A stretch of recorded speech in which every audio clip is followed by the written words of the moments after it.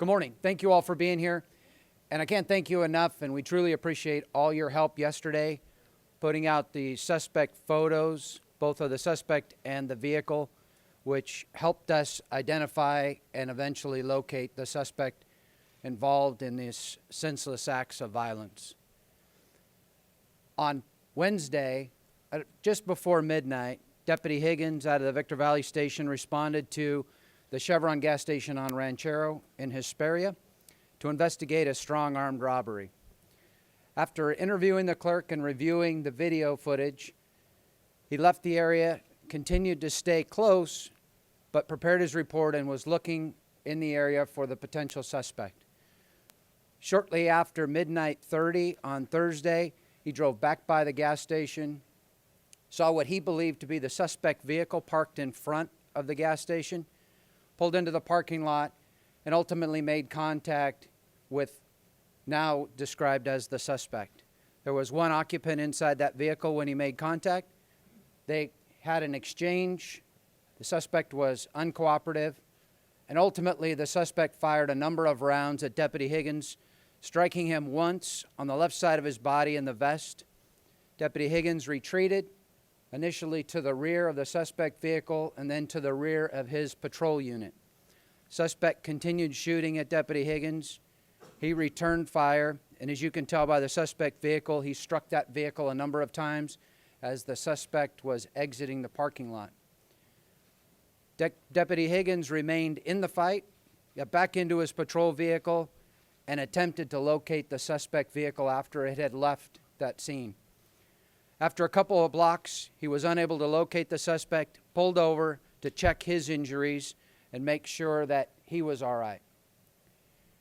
At that point, we had no information as to who the suspect was, and we had no information as to the vehicle other than what we saw in the video.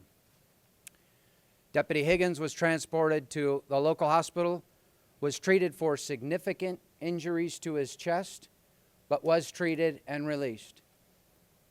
His soft body armor saved his life in this event. He was struck in a position on his body that would have been fatal had he have not been wearing his protective equipment. But what's important to note is that he stayed in the fight even though he was struck with a bullet in the left side of his chest.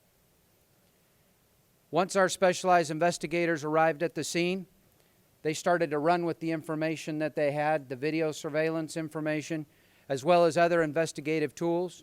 The investigation continued throughout the day, and within 12 hours, that suspect was identified, located, and in custody. Our investigators did an incredible job going from very little information to the point where they were able to identify this hateful individual and ultimately arrest him. This investigation continued, and this suspect was linked to a number of other crimes. And to talk about one of those crimes is Sergeant Jason Radliff from our Homicide Division.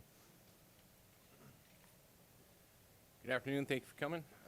As the Sheriff said, my name is Jason Radliff. I'm a sergeant with the Sheriff's Department Specialized Investigations Division Homicide Detail. And before I get going, I'd like to recognize the team I have the privilege of supervising.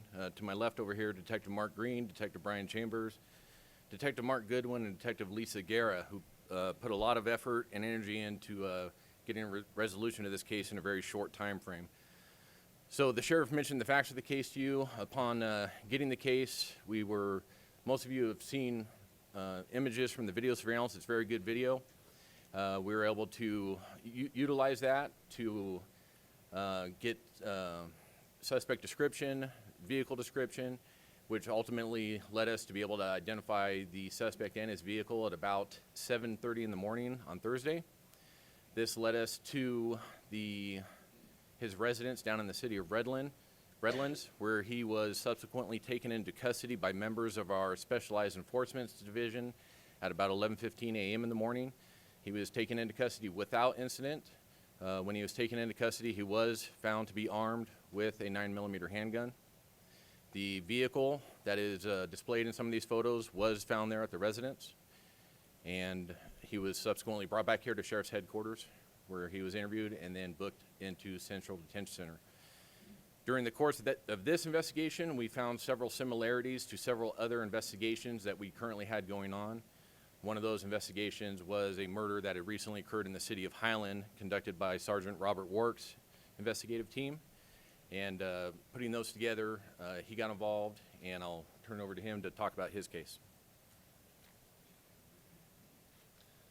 Thank you and good morning. As Jason does, I supervise a team of 4 detectives. My case agent, Detective Scott Stafford, is actually out working on this case now. My other 3 detectives are in the room, Detective Troy Meridian, Detective Julius McChristian, and Detective Adam Salisbury. Mario Figueroa, known to friends and family as Tony, was a 48-year-old resident of Redlands. On Wednesday morning, minding his own business, he actually drove to Highland to take his nephew to work in the city of Rialto. After dropping his nephew off at work in Rialto, he returned home on the 210 freeway. And somewhere between Rialto and Highland, unfortunately, he came into contact with the suspect. Kenneth Welch was also driving on the 210 freeway, and I can't speak for Kenneth Welch, but I want to make it very clear in fairness to Mr. Figueroa and their family, there's no indication that Mr. Figueroa was doing or did anything wrong to deserve any type of confrontation from the suspect. Unfortunately, the suspect followed Mr. Figueroa off of the 5th Street exit in Highland, around some residential streets, and ultimately to where Mr. Figueroa parked his vehicle on the north curb of 6th Street, west of Central Avenue in Highland. Mr. Figueroa exited his vehicle, and a short time later, while the suspect was still seated inside of his own car, he fired at least 1 round, striking Mr. Figueroa in the head. Unfortunately, at that time, Mr. Figueroa fell to the street, and the suspect cold-heartedly left him there to die as he fled the scene. When you have a victim like Mr. Figueroa in a senseless act of violence like this, as our sheriff described, it doesn't give my investigative team a lot to start with. Like I said, he didn't owe people money. He wasn't an enemy to anyone. He was simply helping out a family member. We worked together. In fact, one of my detectives, Adam Salisbury, started to see some similarities between our case and the shooting that had previously taken place on the 210 freeway in Rialto. Detective Salisbury reached out to the Rialto Police Department. We were starting to gather some information and work with our partners over in their city. Later that evening, unfortunately, Mr. Welch was still out and about and shot at one of our deputies. And ultimately, because of the teamwork with Sergeant Radliff's team, we were able to take similarities, look at ballistics, look at some things that we're still waiting to have confirmed, but there is no doubt in our mind that Kenneth Welch is responsible not only for shooting our deputy sheriff, but for murdering Mr. Figueroa. So with that, I'd like to invite up Julie Borquez. She is a niece of Mr. Figueroa who wanted to say a couple of words.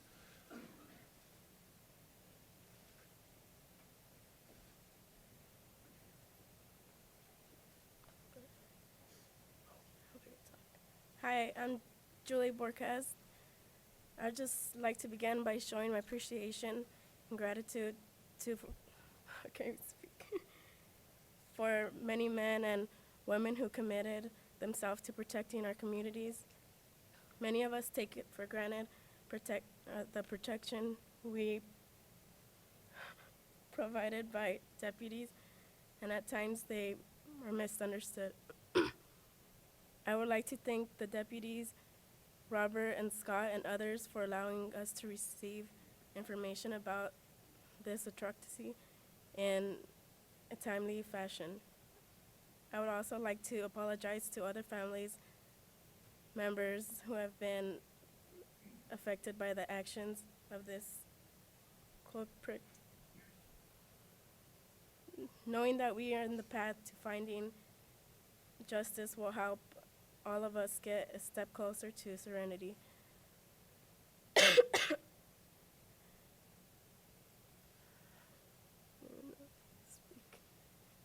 On Wednesday morning, my uncle was murdered.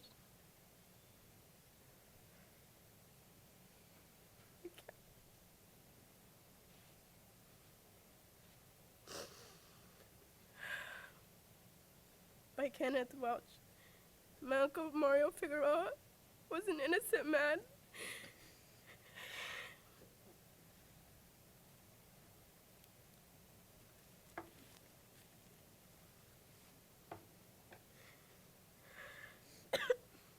only wanted to do more with his life.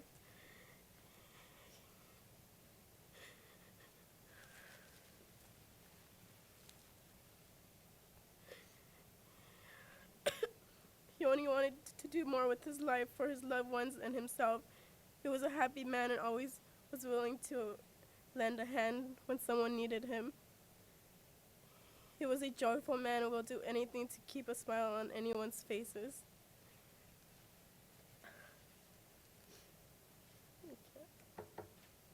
Thank you. Thank you, Ms. Borquez. Next, I'd like to introduce Chief Randy DeAnda from the Rialto Police Department. Good morning. Our hearts, our thoughts, and our prayers are with all of the victims, their families, and their loved ones.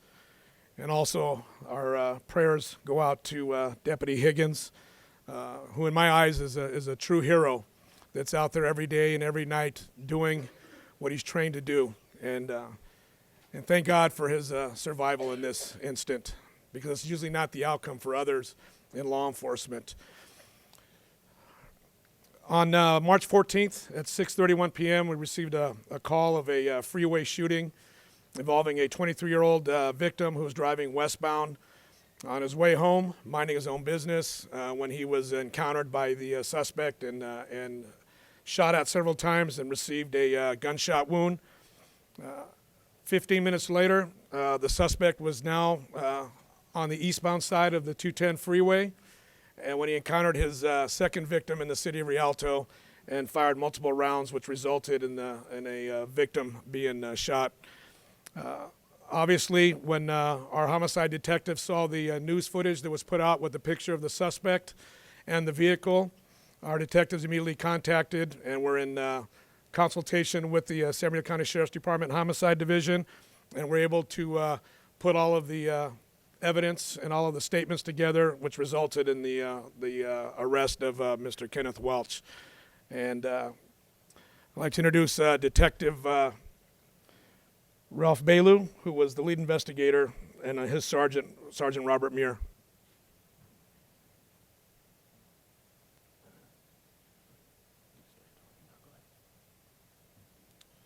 Good morning. My name is Detective Ralph Bailu, as I was introduced. I was assigned to this case Tuesday morning, 700 hours. We really didn't have a lot to go off of other than that it occurred on the 210 freeway between Riverside Avenue approaching Fontana. A couple of days had passed, and luckily we were able to just be watching the media and got a glimpse of the suspect Kenneth Welch as possibly being the person to have shot at Deputy Patrick Higgins. With that information, I reached out to Sheriff's Homicide Division, and I was in direct contact with Sergeant Radliff. With that, he allowed me to come down and speak with Kenneth, and we were able to obtain the information that put the pieces together that we believe he is in fact our 210 freeway shooter.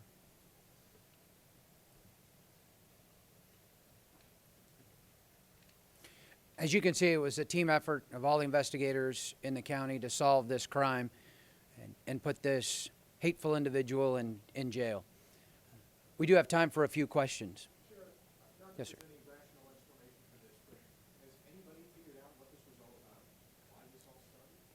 That's still part of the investigation, but there's nothing that's telling at this point as to why he went after these victims the way he did.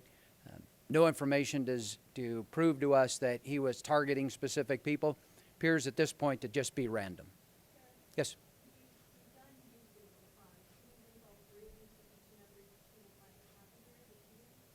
We're in the process of doing that. All of that information has been sent to our crime lab, and they're analyzing that as we speak.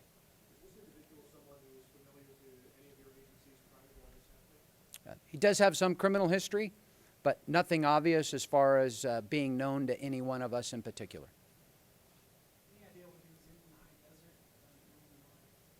That's part of the investigation that we're still working on. We have a reason to believe, some specific reasons for him being there, but at this point we're not at liberty to discuss that. There's some video or some other evidence that it cold. There was just random shots being fired. Are we looking into other incidents? Our investigators are contacting all the local agencies to see if there's any connection with any of the other shootings, potential homicides, any other acts of violence that have occurred that he may or may not be associated with. Yes, sir.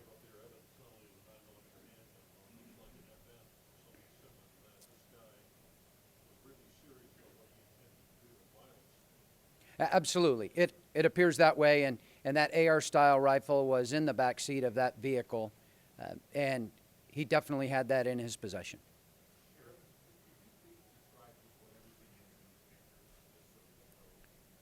Sure. I'm going to have Sergeant Radliff explain all of those. Might have to stand out. Might have to stand out front and explain them. Show them to you, Jason? Yeah, I can't see them all. I believe that's related to Bobby's investigation. Yeah, that's going to be Mario Figueroa. The next picture is the next several pictures or images of Deputy Higgins' patrol vehicle after he came to a stop. And what you can see circled in red there are several of the bullet strikes from the suspect on his vehicle, striking. There's several there in the hood, several in the windshield, and the spotlight on the passenger side was also struck and disabled. And this was during the exchange of gunfire with the suspect. Next one is Deputy Higgins' vest, and circled in red you can see where the bullet entered the vest, and then as we examine the vest you can see where the bullet came to rest and was later recovered from his vest. First one left over here is image of the video surveillance that we released originally during a press release, showing the suspect inside of the Chevron station there on Ranchero Road, and the second photo is the booking photo for Mr. Welch. And next several pictures are going to be the suspect's vehicle, and specifically on those is the rear of the vehicle. If you get up closer, you can see several of the bullet strikes during the exchange of gunfire from Deputy Higgins. And the last pictures are the AR-15 style rifle that was recovered inside that bag, inside of Mr. Welch's vehicle. And the Glock handgun on the bottom is the handgun that was recovered on his person when he was arrested by our SED personnel, and that's after it's been rendered safe, and it's in the same spot where he was arrested, right there.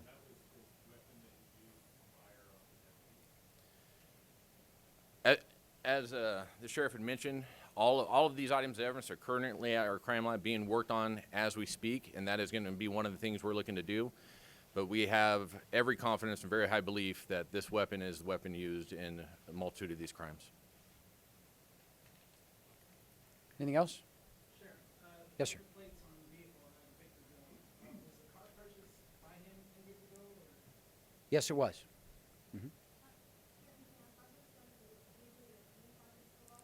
We're still looking into how they were purchased and who the registered owner of each one of those firearms is. Okay, thank you all.